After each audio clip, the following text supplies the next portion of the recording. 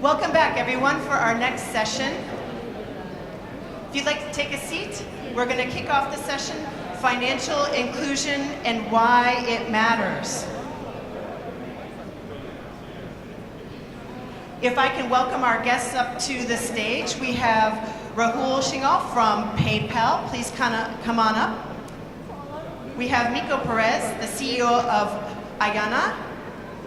We have Yuen, CEO of Jirnexu. And we have Veiverne, Managing Director and Co-founder of Tryb. Please join us. Let's have a warm round of applause for our panel today.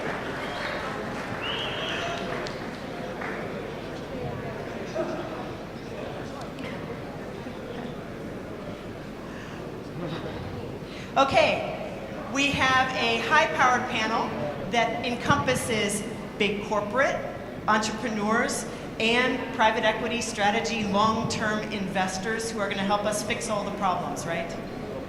And monetize all the problems. So I would like to open by saying to you, why does financial inclusion matter? And I think around 20 years ago, we started to solve this problem, and we tried to throw different financial sector solutions at financial inclusion. I'm going to assert to our panel a hypothesis that, number one, we haven't solved it yet. Would you guys agree? Yes? Yeah. I'm also going to assert that the reason we haven't solved it is that we have a number of market failures. As an economist, I'll define market failure for you. Here we go. In economics, market failure is a situation in which the allocation of goods and services is not efficient. That is, there exists another conceivable outcome where the individual will be made better off without making someone else worse off. So we're going to talk today about if we can identify places where we can throw financial services, fintech innovation, but also at the same time look for market failures that we can solve. So if I can ask each of our panelists to introduce yourselves, give us a little background on what your involvement in financial inclusion has been in the past and hopefully in the future. Let's start down here. Go ahead. Sure. Thank you very much. My name is YT. I'm the CEO of Jirnexu. Jirnexu, we own and operate online financial comparison sites in Malaysia and Indonesia. But the core of our business is really about the distribution of financial products through digital means. So replacing traditional branch, agent, people, and paper-based processes with technology. And over the years, we're effective right now, but we're starting to address exactly this problem of financial inclusion, right? Which is how do we serve people who are not being served by banks? Or how do we provide insurance and credit products to people who can't currently get them? Okay, great. Hi, good afternoon. My name is Rahul Shingles. I'm from PayPal. I get the business for Southeast Asia. I've been in the payment industry for the last 18, 19 years, and in some capacity always been involved with financial inclusion in one way or the other. So our take on financial inclusion is slightly different from the traditional definition of financial inclusion. If you see the broad definition of financial inclusion, which most people are focusing on, is banking the underbanked, giving the underbanked the basic financial facility to financial services, and some of them doing a great job. What we have been focused in this part of the world is allowing small entrepreneurs, micro SMEs to connect to the global economy. So freelancers, small exporters, then giving them the ability to connect to the global economy and be able to get access to our large consumer base, 200 million strong consumer base, and essentially make the world a little flatter for them. And I think that we've been fairly successful in that mission in enabling tens and thousands of small entrepreneurs, micro SMEs, in connecting to the global economy and earn a livelihood not only for themselves, but for their communities. Okay, great. Thank you. Hi, my name's Nico Parents. I'm the founder and CEO of Ayannah. We provide digital financial services primarily for those who are in the emerging middle class. We started in the Philippines, but expanding to Indonesia and Vietnam and parts of South Asia, hopefully in the next few years. So we focus on providing payment services, bridging the gap between cash, sort of the cash economy and the digital economy. We focus on remittances, but at the same time, we're starting to focus on offline to online payments. And our definition of financial inclusion is sort of all of the above. I think it's really providing access to those who before have not had access to financial services, whether it's to pay online or to access a loan or to buy insurance or maybe getting a credit score. So this is sort of all under the financial inclusion theme. And there's a great movement of people, whether on the merchant side, on the payment processor side, or on the distribution side, or on the financial institution side, to work together to make this happen in Southeast Asia. I think it's huge opportunity still. There's a lot of problems that are worth solving, and the markets are huge. I think for people in Singapore, you kind of are insulated from sort of the magnitude of the problems as well as perhaps the magnitude of the opportunities for financial inclusion in Southeast Asia or in APAC in general. But it's huge.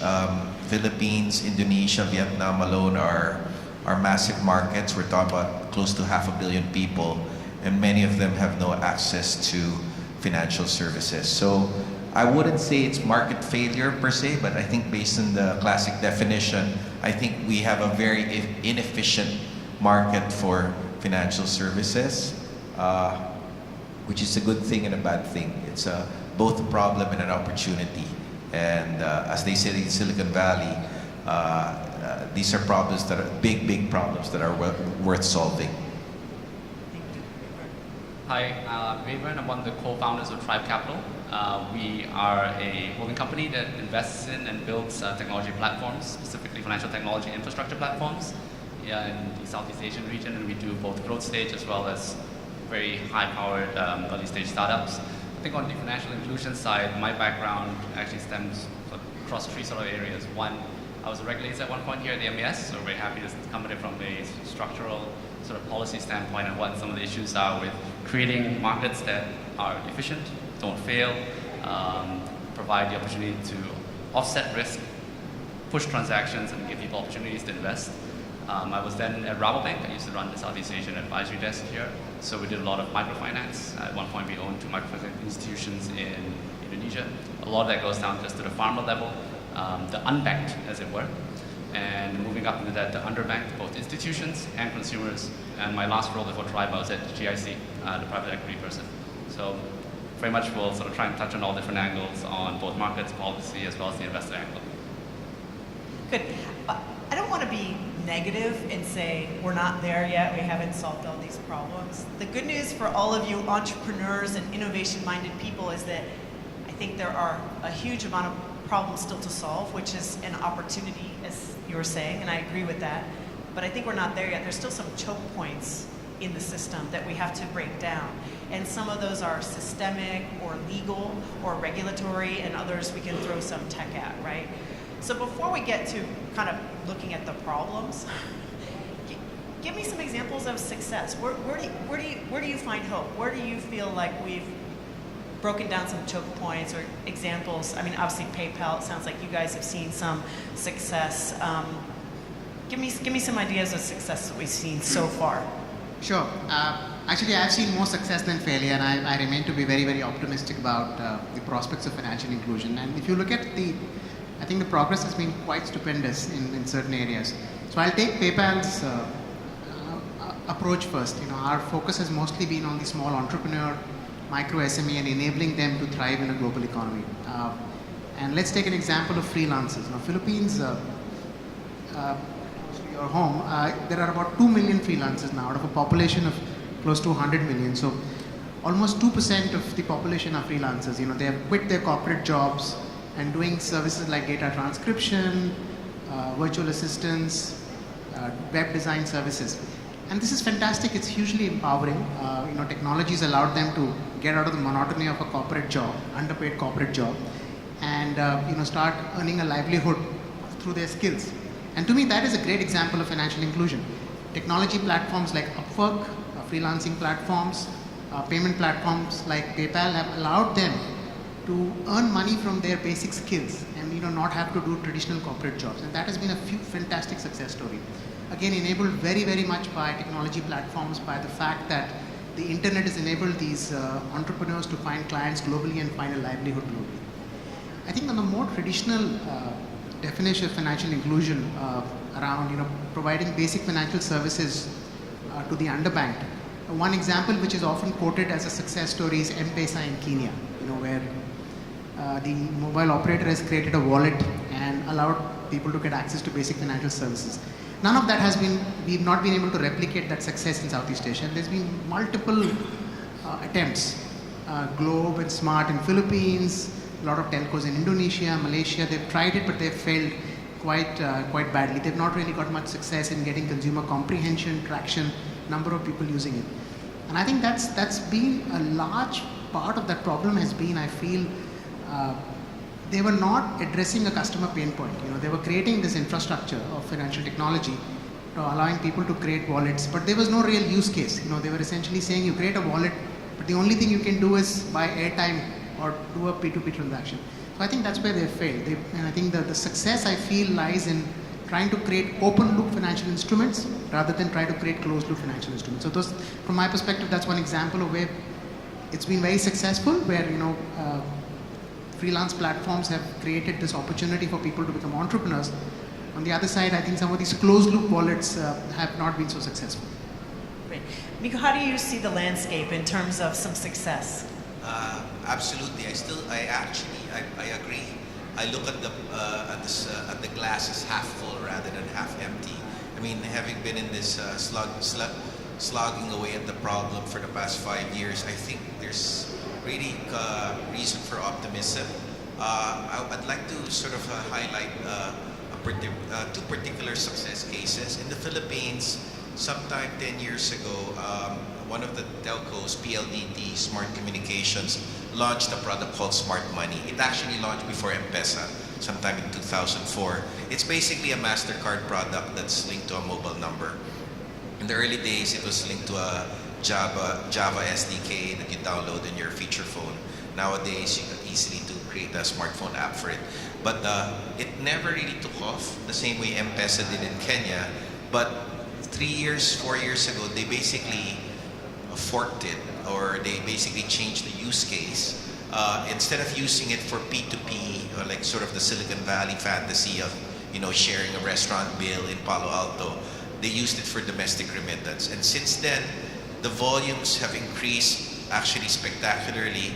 Last year, they did close to $2 billion worth of remote payments, remittances, primarily domestic, from the cities to the countryside. And that's when you realize that it's not so much the technology. There's so much technology out there that we can use, but it's really important to find the right use case. Yes. And entrepreneurs out there? Yep. What he just said. It's the use case. It's the use case. It's the use case. We have a lot of tech, but we don't have all the use cases nailed down yet. YT, how about your experience with success and use cases? I can point to a couple of things actually. So, take one example in Malaysia. The regulators be pushing for increased penetration for life insurance, right? So they've taken penetration up from 45% to 55%, and they want to take it up to 75%. And they're putting in place, they're forcing insurance companies to create products, right, for the segment of the market that have never been served before, which in turn is then forcing the insurance companies to put money behind it, put teams behind it, right? We're part of that process right now, so it's still very early, but it's very exciting to see regulatory-driven progress there. On the credit side, I think we see all over Southeast Asia, which is that balance sheet providers, lenders are starting to use alternative credit scoring. Right? It could be psychographic credit scoring from EFL. It could be Lendo's social-based credit scoring. Now there's a ton of companies taking data from people's mobile phones, and I think that's absolutely essential, right? Because there's no way for the current unbanked to fall into the risk scoring framework which banks use, right? They're just not going to be approved anytime soon. So it's absolutely essential that the providers of risk capital start accepting use of alternative credit scoring. So I think there's certainly a lot of green shoots. So you feel that the technology pieces are out there, we just have to work to put them together better and have acceptance of those? Is that kind of where you feel we are? I think we also need to see, on the credit side, we need to see more success cases, right? A lot of these technologies are still very young, they're still being tested. And for insurance, you've got companies like Bima, doing great stuff, distributing insurance in partnership with telco companies, and it's not actually that high tech, right? A lot of it is business process driven, strategy, partnerships, but they've got a lot of success cases of, providing basic insurance, life insurance to segments of the population who were never served by traditional agents because they weren't profitable enough, and these were segments which insurance companies did not manufacture products for traditionally. So having someone like Veiverne there really does start opening up the market. I see. So adjusting that business model for those populations. Yeah. So how do we put it all together? So, no, there's a lot being covered here. But I think sort of thinking success stories at a macro level, we are ultimately dealing with the financial system. And the financial system and the ability to enforce a contract and get money paid is ultimately dependent on your trust in the legal system. It's just trust.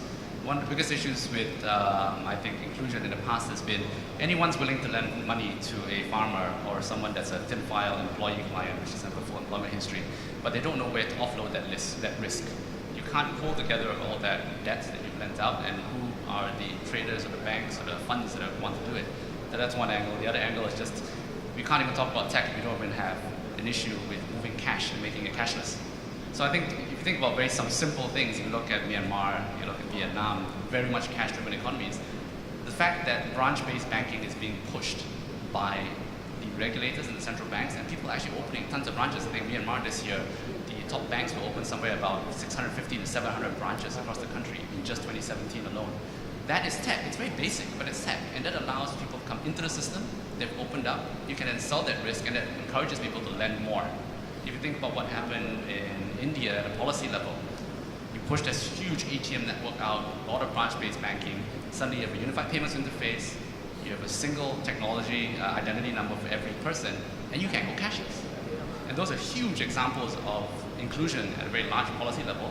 I think where we're sort of pulling it together now is you have the entrepreneurs that are trying to interface between large-scale global networks like PayPal represents, linking it with the local consumers, the SMEs, the businesses, and saying, you can trust the system, and you can trust that your cash will come back to you, and then you can go buy product. And I think that's actually very positive just for inclusion as a whole. Yeah, that's very positive.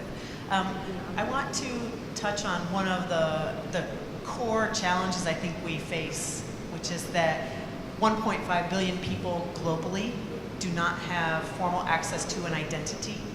I think that a lot of the things that you face as entrepreneurs, and even, I'm sure at PayPal, is this issue about digital KYC, identity. It's kind of at the core of some of the obstacles that you've all faced. So I'd love to hear what, and for the entrepreneurs in the room looking for problems to solve, I hope everybody's taking notes on where you can apply your talents. I'd love to hear where you see we are on eKYC, identity, what can be done next. Where are we, and where do we go from here? I think we need almost a separate session for eKYC and digital KYC. Of course, this is one of the biggest bugbears, especially in this part of the world. And verifying customers is important because all of us take a huge risk on them. We need to do credit checks and all that, and a lot of that infrastructure does not exist. Our approach to this problem has been that you don't necessarily need to meet a person face to face to verify them, right? And that's kind of been our baseline. We've got an open door policy. You can create a PayPal account and start accepting payments almost immediately. And that was our mission towards democratizing payments. And we do it wherever eKYC utilities are available, like the Singapore government is now setting it up. We would definitely want to use it. But where it's not available, using internal and external data, triangulating that, and making sense of that data we've had a lot of success in that. So essentially looking at a network diagram, understanding who they're buying from, what kind of IP profile is there. So a lot of those parameters which are publicly available, both internally and externally, are actually quite strong to make those decisions. In the US, for instance, people are actually lending money based on your Facebook friend graph. And in a lot of cases and of course you probably know more about this, that a lot of cases that data is actually more powerful than doing a face-to-face verification, because you actually know the footprint on the internet, know who they're interacting with, who they're talking to, what kind of friends they have, and that data is actually much more powerful.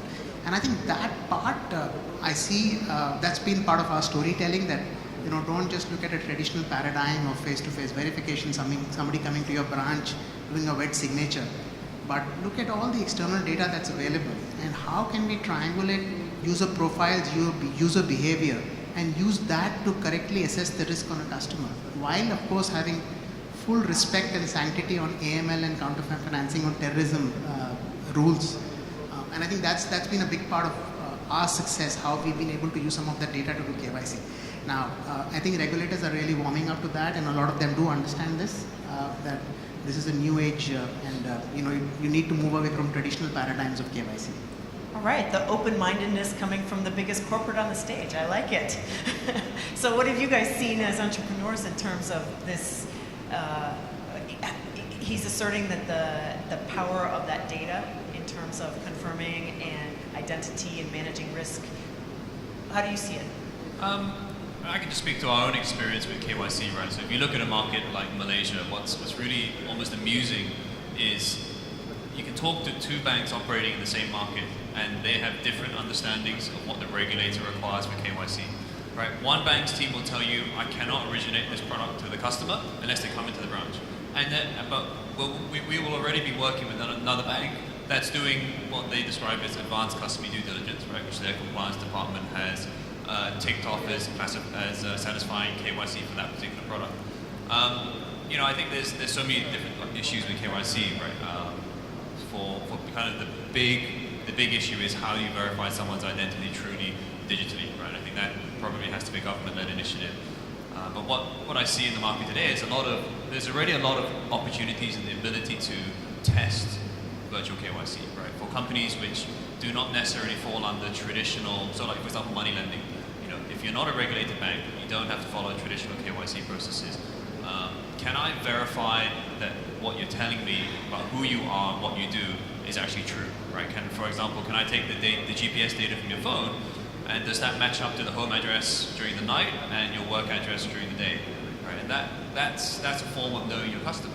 And again, there are people in the market willing to put money behind these products, right? Not just in terms of development, but in terms of trusting this data.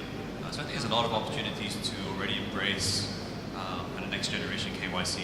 So it turns into more of a big data exercise. I wanted to add one point here is, I think you got to put your money where your mouth is. I made all these statements about us doing our KYC based on non-traditional means, but we put our money where our mouth is. We take the liability on the customer. So we'll rely on our own KYC, but we'll take the final liability on the customer and we'll protect the customer. What I see is a lot of people saying, fine, we'll do all this electronic KYC, but not take liability on the customer. That still falls back on the issuer. And I think that's where the gap is, right? If you want to take the leap of faith, then put your money where your mouth is. No, this is a really good point, because the issue, if you think about KYC, it's risk, credit risk ultimately that you're trying to address. And credit risk is a function of knowing who the person is, the willingness, and then the ability to pay. And it's different. A lot of the big data things they're probabilistic models of identity, and ultimately you want a deterministic model of identity, and you want to be able to enforce the guy's payment. And it's easy enough if we have, like Singapore, a lot of cashless and digital. I think where the real sort of opportunity is as an entrepreneur is a lot of stuff that you're doing, not cash to non-cash. How do you collateralize enough? If the guy runs away and he's got something on a tech platform and you can't collect, all the identity is worthless to a large extent. So how do you really build those bridges and bring people into the system such that they have to come back? And I think that's actually the one that's really interesting. The identity will be there, maybe a national one, but how do you enforce and how do you actually collect if it's non-cash? Yeah, my view is there's enough technology out there. So there's different types of KYCs, like whether you're in the money transfer business or the money lending business, or you're a regulated bank. I guess the levels of KYCs that you need to do are different, right? But I think whether you're HSBC or DBS, or whether you're a small money lender or a foreign exchange house, there's enough technology out there to remove that, to basically either do it, face-to-face it's easy, but even virtually, there's a lot of multi-factor authentication. Even Sony has a patent on looking at your capillaries to find out your identity, although that seems to be too much technology for what you need. But so I'm not too worried about the KYC side of things. What I'm more worried about is, number one, transaction integrity.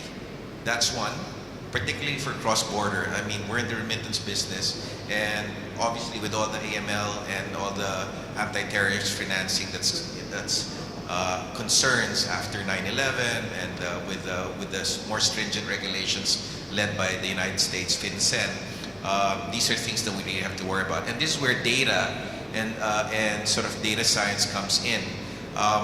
One big problem in the remittance business is sort of how do you spot money laundering or suspicious transactions. In many cases, for example, last year there was a quite scandalous thing. The Central Bank of Bangladesh was hacked, and someone managed to withdraw $80 million from the Bank of Bangladesh and transfer it to a casino in the Philippines. Now, obviously, there's a lot of social engineering that happened there. Most likely, it was an inside job by the engineers of the bank themselves, of Bank of Bangladesh itself.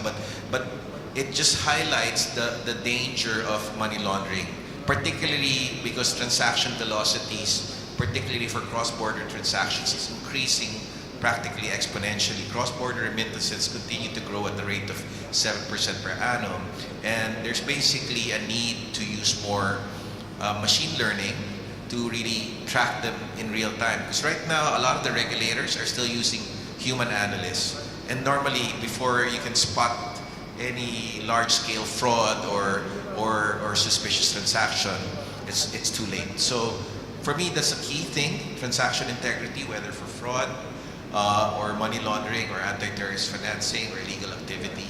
Those are things that we need to worry about, and that requires actually cooperation between regulators, issuers, lenders, and merchants, and of course the end users. So it's a tricky thing. In the Philippines, the central bank or the monetary authority has sort of been trying to balance between protecting transaction integrity, using regulatory, but because of the rate of change of technology, it's also a very difficult task. You're almost always trying to catch up. So what the monetary authority in the Philippines is doing, and I think it's also the MAS in Singapore, is that typically if there's a new technology, they allow, for example, a fintech startup to launch it on a provisional with a provisional approval. Then after 6 or 12 months, if they see that the public is protected, that there's enough consumer protection, transaction integrity, and the laws are being upheld, then they let you continue. So you're the one who raised the issue of fraud, if I may ask. Let's imagine tomorrow we magically banked every unbanked person, and they had access not only payment mechanisms as well as borrowing mechanisms. To what extent is that a double-edged sword, that we now expose them to overlending, to fraud on their own money? For example, it's kind of like, I don't know, how many of you had to teach your mom how to use email and then she keeps clicking on all the virus emails? I kind of feel like, oh no, I've created a monster. Now she doesn't understand which attachments to open. So maybe I shouldn't have ever showed her email. So to what extent do you worry about that? What can be done? I'm sure you guys, this is probably a big issue. We think about it all the time, and honestly, to me, due respect to the question, I think it's slightly academic in nature because, among all the things you have to worry about, that is really low down the pecking order of priority, right? And the benefits of financial inclusion are far, far greater than the associated risks. So, nobody's really thought about this as much. Of course, people think a lot about how to prevent fraud, but the negative effects of financial inclusion, I think it's not entered the realm of the narrative because we are not even halfway there as yet. Having said that, the point I'd make is, I think we all operate with the conventional wisdom that cash is bad. People should be banked and they should be using digital financial instruments and have access to basic digital financial services. And I think we all operate under this premise. The question I have is that really true? A lot of people I know don't want to be banked or don't want to digitize their cash because they want to remain under the radar as well, right? And there is no real benefit of, for instance, one big use case is e-commerce. And one of the things we said is, digitize your cash and you will have seamless payments and you will be able to buy.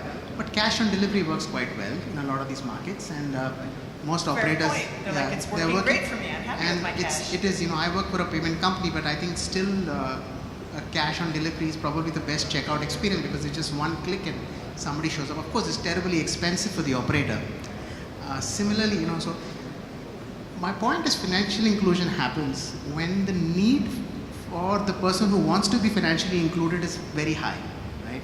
It should not be a vitamin, it needs to be a painkiller, right? I mean, and the problem is, so like remittance, if you're not financially included, if you don't digitize your cash, you will not get paid. You will not get money from overseas. So that's a real problem, and you need to open a bank account or some sort of a financial instrument. But if it is for some of these peripheral use cases, which are good to have, it does not really create a step change, in my opinion. Go ahead, Veiverne. No, actually, I do agree. I think the fraud element, and if you think about financial inclusion, even 10 years ago, before people said, microfinance, cooperatives, they've been around for hundreds of years. I think one of the earliest examples of successful financial inclusion that we saw, and coming back to your earlier market failure point, which I'll segue into, is coffee farmers in Vietnam and Indonesia. So when I was at Rabobank, we did a lot of work with Cargill, and there are all these farmers out in the middle of nowhere, and they love cash because cash gives them democratic purchasing power for financial service and product across multiple institutions.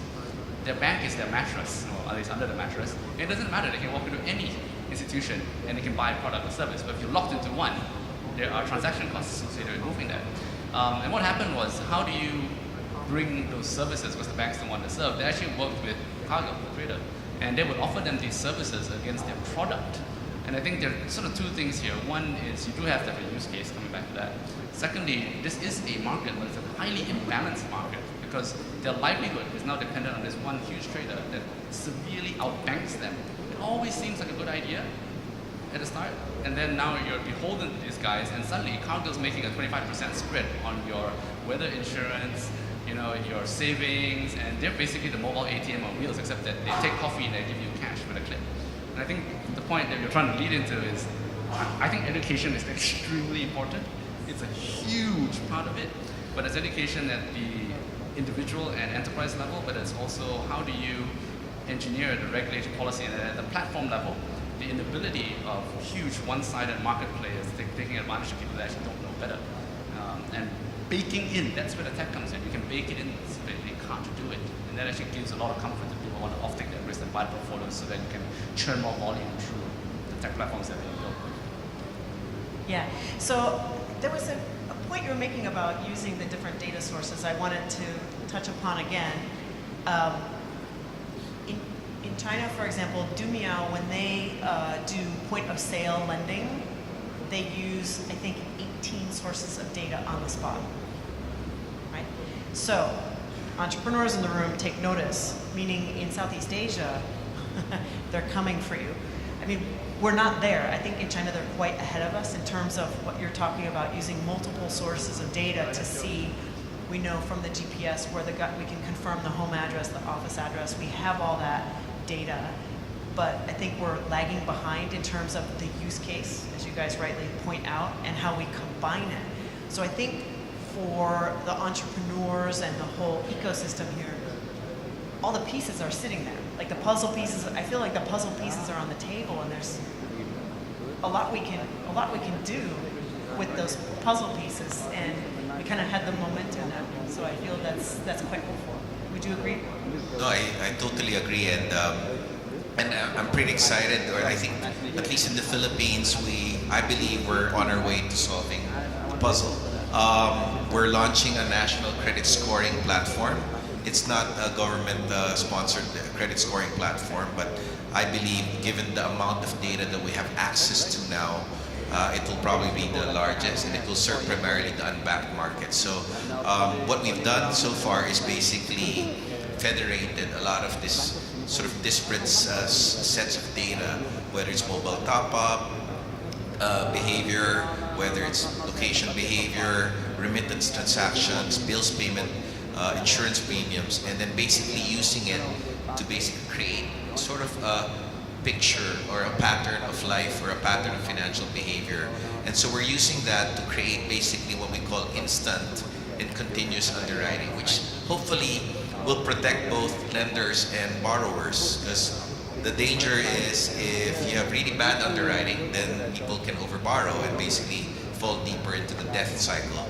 But at the same time, if you have lousy underwriting, if you're very poor underwriting and you basically just increase the APRs just to just to cover the risk because of your poor sort of the accuracy of your underwriting, then you make access to finance too expensive for the typical unbanked or the emerging consumers. Nice. Instant and continuous underwriting. I like it.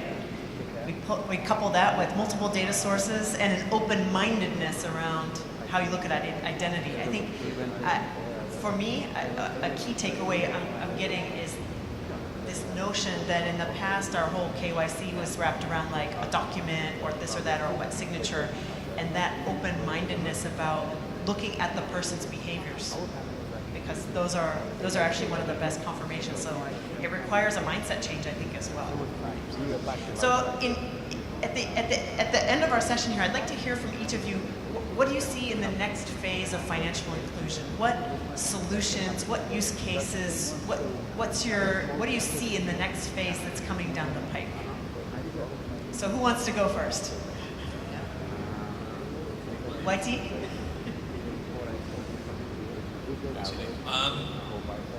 I suppose if I look at the credit side, right, there's a huge, globally you have tightening of regulations on banks in terms of capital requirements, right? So banks all over the world are pulling back on the amount of risk they're willing to take on the credit side, which is leaving a huge market open of consumers and businesses who are creditworthy, can be lent to profitably, right, without risk of, say, overlending, without risk of poor practices, but who are not being served by banks, right? So I think in terms of low-hanging fruit, that's there. Serving the mass unbanked is a long-term project. And on the insurance side, it's, again, with new solutions coming out in payments, increased penetration of smartphones, there's a huge opportunity to reach, educate, and enable consumers who never had the opportunity to be educated about basic insurance, and actually allow them to buy the product, right, without the need for an agent in the middle. So those are kind of two things which I see in the very short term. Ooh, that's a very hopeful message. Low-hanging fruit means that we can make a lot of progress quickly. I like that. My vision, at least what I would hope to see, is 25 million entrepreneurs, micro SMEs in Southeast Asia going online and doing business not only domestically but internationally. I think that's very much possible. We're almost halfway there, and I think technology has enabled a lot of these entrepreneurs to really take their business global. I love the tangible KPI. Thank you. No, I'm absolutely very optimistic and excited. In our office alone, our conference room, every other day we have the largest P2P lenders in China, Russia, Kazakhstan, United States, Japan, all. It's like going to be a tsunami of suppliers of capital entering the Philippines. The average unsecured loan APR in the Philippines is 5% per month. So there's obviously we call it the market failure, whether it's a market failure or inefficient market, but basically there's a lot of capital, but they're not reaching enough of people who want to borrow, and it's because of that inefficiency and sort of the disconnect between identifying people who have the ability and willingness to pay, at the same time matching them with suppliers of capital. There's this huge sort of spread, right? And I hope basically what we're going to do is allow the supply of capital to reach the right people, and so in so doing compress that spread to something that's more manageable, less egregious. We're not in the lending business. We don't foresee ourselves being in the lending business, but we see it as a huge opportunity in the Philippines. And based on my sort of visits to Indonesia and other parts of Southeast Asia, it's also a huge opportunity for consumer finance in the region. The other thing is insurance. All the global giants are all here. I just met with a large publicly listed French insurer. You can probably guess who they are. And they've moved a lot of their senior level executives to Hong Kong and Singapore. And they're basically saying that the future of their company, the future growth of their market capitalization will be based on Southeast Asia. They're gunning for the 500 million people that are currently underinsured. And because the populations are so young, like in the Philippines, the median age is 23.4. Once people go up, the cohort goes up, and the median age goes up to maybe 26, 27, which is sort of the reproductive age. People start having families, then the demand for mortgages, demand for consumer durables is just going to go shoot the roof. And we see that there's a huge potential for insurance and to protect people on the downside. Basically, there's so much opportunity for those providing risk protection. The market's still very nascent, and I think people who don't see it are either have their heads buried in sand or they're too busy actually making money elsewhere. I think on the Tryb side, because we focus very much on infrastructure, I think we kind of like things that don't necessarily have a brand and they're behind the scenes. There are two sort of areas that we like, and actually it's the first mile and the last mile of capital, product and service origination and distribution. The sort of last mile, I think that link between how do you bridge what is currently a physical cash-based system into a non-cash system so you can improve efficiencies, get good process, get the speed of capital and transactions up. And I think a lot of those interesting solutions that we've seen are the ones that actually tie logistics. Very simple, last mile, warehousing, trucking, logistics, delivery to economic activity and the ability of a small business owner or an individual to bridge that current very cash-based, high latency, high cost system into something that's faster, quicker, more efficient. And those technologies and business models are interesting. It's a nice bridge there. On the other side of it, as the pools of capital start to come in, there's the gap between the banks pulling back and now the non-banks have to play. But they're private equity funds, they're credit funds, they're peer-to-peer lenders, it doesn't matter, it's just a pool of capital. But pools of capital also need to offset risk. They're going to buy these portfolios, and it's the classic interbank market or the inter-institution B2B market. So as much as you have real-time underwriting, can you have real-time distribution of credit, insurance, investment portfolios? Because all that in the classic sort of Western developed market view of finance. Can we have credit default swaps on consumer lending that go directly into portfolios that over time will go to 300-400 million a day through Lazada or Alibaba, whichever one it is. And that B2B institutional side, that's not really being built because the volumes aren't there. But I think having infrastructure in place, that's a huge opportunity on the first mile. Well, thank you. Well, this is certainly a high-powered panel. You guys have a depth of experience. For those of you in the room, I encourage you to, of course, have a word with them or ask them your questions after the session.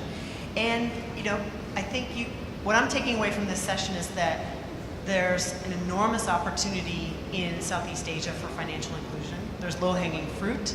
There's this gap in the market. We have all the pieces in place. The technology is there. So spend time. Use those payment mechanisms. Test them out on your own phone. Go in the vegetable stand. See how the auntie pays for things and what she does. Understand from those people's perspective what they're facing and understand the use case. And I think the inspiration I take away is it's all about the use case and understanding those customers and seeing that gap. And I hope that all of you entrepreneurs will throw your talents, all of you corporates will throw your weight behind solving these big problems. There's a long way to go, but I think we have some good traction. Thanks to all of you. Thank you. Thank you. Thank you.